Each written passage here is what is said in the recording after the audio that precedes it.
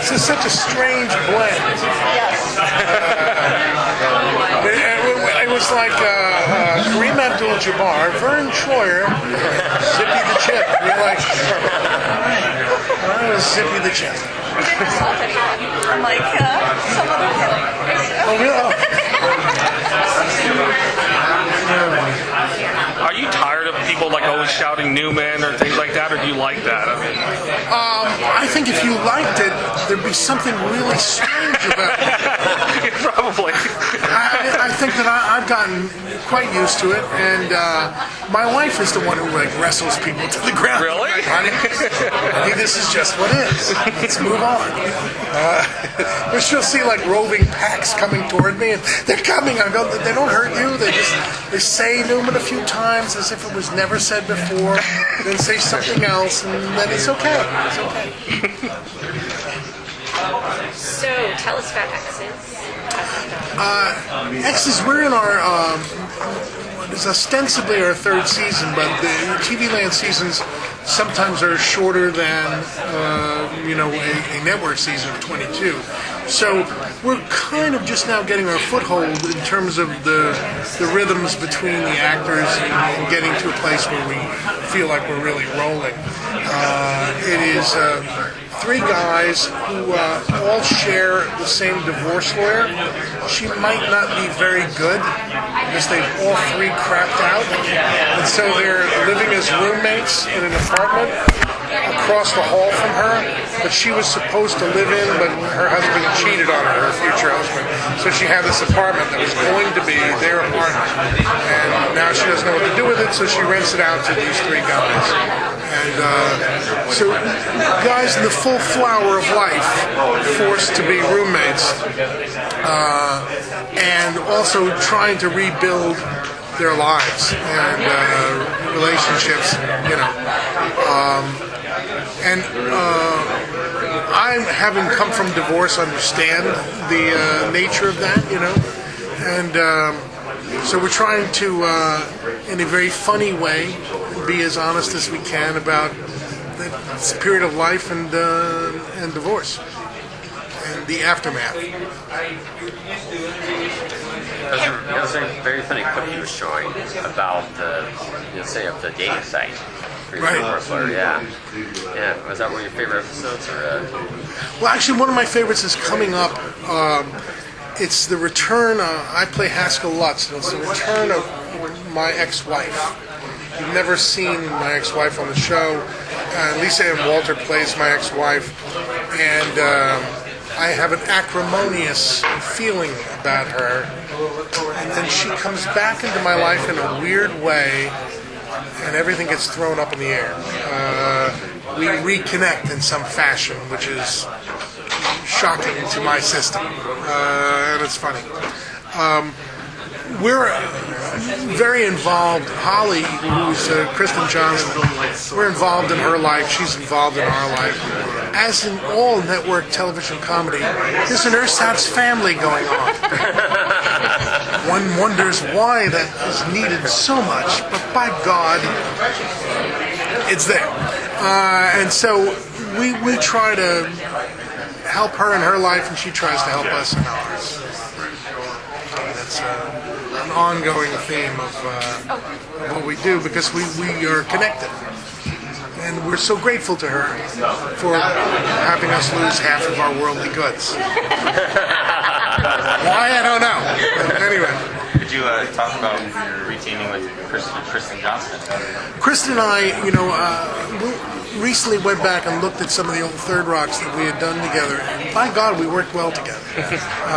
And it was funny, and there was some really good stuff and touching stuff, and But at the time, I was coming on Third Rock as a holding pattern to have Bonnie and Terry Turner write a pilot for me, and being cast as her boyfriend because of the strangeness of what was underneath this beautiful woman, that she would like Don Orville as her boyfriend. But we weren't close as friends during that period of time. And now that we've come to the X's, we've actually gotten closer and become better friends. And I respect and love Kristen and what she's gone through in terms of her own revelation about her addiction and what she's trying to do, which is foster sober high schools and shed light on something that befalls so many people in America and we don't talk about it. And she's damn funny. You work with so many iconic directors and so many in comedy and drama and so many obviously iconic TV shows and movies, and I think you're in a position that could be so typecast, and you've really avoided that. And Not really. I mean, like, I should have. I mean, I'm sure people. I did in the past. Right. People on the street, obviously, you're human, but I feel like you have, you've worked with Spielberg, you've worked with Oliver Stone. I mean, how if there's any project you could do, what would it be? Well, it's very hard for me because as a character actor, I consider myself like a seaman standing on the dock waiting for the next ship to come in. It's like I don't know where it's going, I don't know what they're hauling, but I'll go. So for me to say, well, what I'd like is the Queen Mary to come by, and I just don't think in those terms. But I would like to be able to get back to doing serious film, which I haven't really had the opportunity. I think I go off, I do theater, I do Broadway and stuff like that, but it is harder to disappear into a film when you reach kind of television critical mass, when people see you and go, oh, there's Newman. You realize how George Reed felt, after Superman. It's like, but don't worry about me, I'm not depressed. All right. When you do such a great job with these characters, what's your secret? Just being a bitter, horrible person underneath it all, and very congenial when meeting people. What I think it is? I think that insecurities are funny, and you take your own insecurities and you magnify them by 100, and then you have comedy. The thing about Newman that made him funny is that he's insecure, not that he's mean. And so you can actually like the guy and hate him at the same time, and that's what makes for a good character. Boy, that was good. Well said. What a soundbite. Very well said, and very true when you have characters who are, the evil character or the bad character, being able to find that touch of humanity within that character makes that character compelling, and sometimes and identifiable, because otherwise it's not identifiable. If somebody, I think what kills me is that in most action pictures you have some malicious guy with, European henchmen. You wonder, what made him so malicious? What's wrong with this guy? We don't have time to really investigate that, but he's like just a mean guy, It doesn't work for me in the same fashion. finding that grain, and then it makes an interesting character. So you guys talked at the panel about how situation comedies have changed over the course of all of your careers. Are the issues still kind of the same, do you think, or? I think that the problem, I think that part of the trouble with the current system in some ways is that in the old days, when networks weren't directly involved in the creation of the show, creators would have a voice and an idea that they wanted to put out, and they'd take a risk. The network would take a risk, and then if it worked, everybody made money. But you didn't really know what was good and what was bad until the public told you what was good and what was bad. And so more things got on the air that were iffy, risky, strange, different, and then you'd find out that they were great. When Seinfeld started, it tested poorly. It was in an abyss of Wednesday night, and nobody really wanted it there. And it caught hold because there was some truth to it about the human condition that was funny. you know, and so I think that we've got to keep sight on what makes a situation comedy work. What makes it work is a true reflection about something about life. I even thought Third Rock, which was the strangest of things, you know, aliens and whatever, it really was just a comment about the human race and about how bizarre and silly we really are. And as long as you were truthful to that, the humor would have a basis in reality, you know, so you could laugh. I'm curious, has anyone ever asked you to sign a Barbasol can after your music? Yes, they have. And I'll bet you, before I leave San Diego, someone, you know, what's amazing to me is like you show up on some show, you know, like I'm trying to think of, it's not Regis anymore, but you know, one of the morning shows that we're doing, and there'll be somebody outside with like a portfolio of your photos, a Barbasol can, and a dinosaur's foot. You know, you're like, where did you get all this stuff? You just carry this crap around? It's like, yes, you know, in my van, just in case I run into somebody, I have it ready. So I've signed a Barbasol can like a baseball, you know, with the. I have one in my. Do you have a hard time getting mail delivered? You know, actually, I had a mail carrier assault me just a few weeks ago, and then she tweeted, "I was the mail carrier who assaulted you," and I'm like, of course, you know, started following her. I was going to ask about, you brought that up about this whole social media thing. Do you have an opinion about how that changes or has made a difference in how TV is made and whether it's good or bad? I think that, you know, if it were organic, I think it'd be fine. I don't think it is. I think what happens is once it becomes commercial, once the networks and the corporations begin to create a presence online, it's already over. You know, because it's not coming from the people and the people on the shows. It's all, you know, kind of generated. And okay, I mean, in terms of our show, we want to hit a younger demo. And social media certainly helps you hit that younger demo because that's where they live. Right. You know, they're not sitting there with a channel select, changing channels. They're online. So we want to go where people live, and I don't have any problem with that. I just think that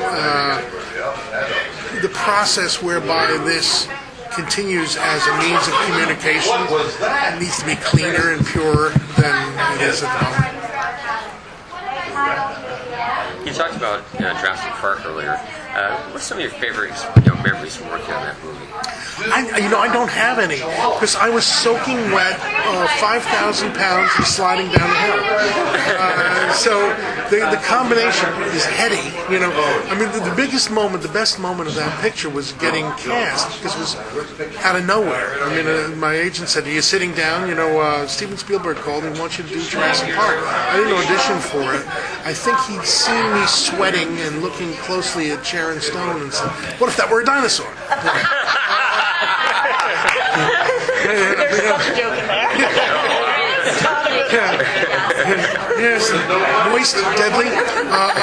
Anyway, Now in 3D. that which did me no good because the actors had no proper participation in the 3D, which is like none, because of the Screen Actors Guild. God bless them. But one of the greatest things was I flew out to Kauai to start shooting Jurassic, and they drove me by jeep up this old cane road to this place called Blue Hole on Kauai, which is the rainiest place in the United States. And it was raining, and we're slogging through this muddy road, and there are all these giant trucks on the side of the road, and I'm going, Jesus, this is like Patton's Army. I mean, there's like all these vehicles and all these people, and then we pull up, and there are the gates of Jurassic Park. And I'm standing there, massive, and at the base of it is Steven Spielberg looking up at it and organizing shots. And they had me get out and go and meet him, and I said, I hope I'm the right guy. He said, you're the guy. So then there's going to be a fourth one. I don't see Nedry coming back. You know what? Where would you think they could go? Well, this is the thing about it was a very big meal and a very small dinosaur. It was different from the book. In the book, he crushed his head and all this kind of stuff. I'm thinking, why not, a one-armed guy with an eye patch? I mean, I could come back. Okay, you But heard no. it here first, guys. That would work. You heard it here first. Yes. Absolutely. Well, no, the kids live. Everybody lives. Nedry, no. Such a little dinosaur. Cute dinosaur. Yes, and the other odd thing is that the guy who shot me in the face with the goop lives across the street from me in Felipe Lake.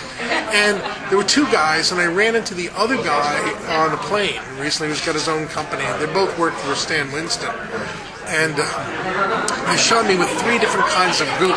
There was a petroleum distillate for the long distance shot, and then methicil, the kind of alien goop that was stretchy for the mid shot, and then dyed black KY jelly in an air rifle for the close up shot.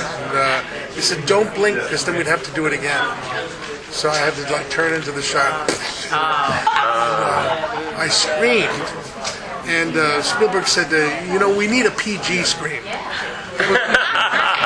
That was an R scream. I said, You have to do it again, or they do it in ADR. no, we did it again.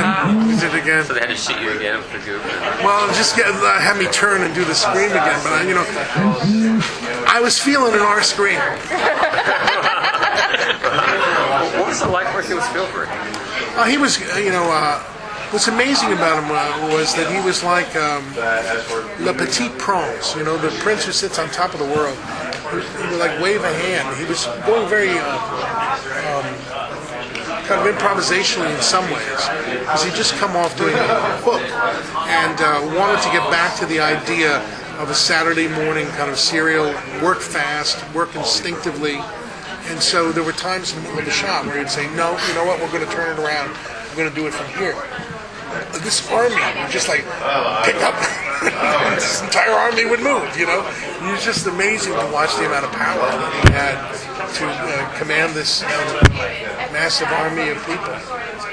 But he was very generous, very nice. Thanks, guys. Thank you so much. Thanks. Thank you, sir. This is 132.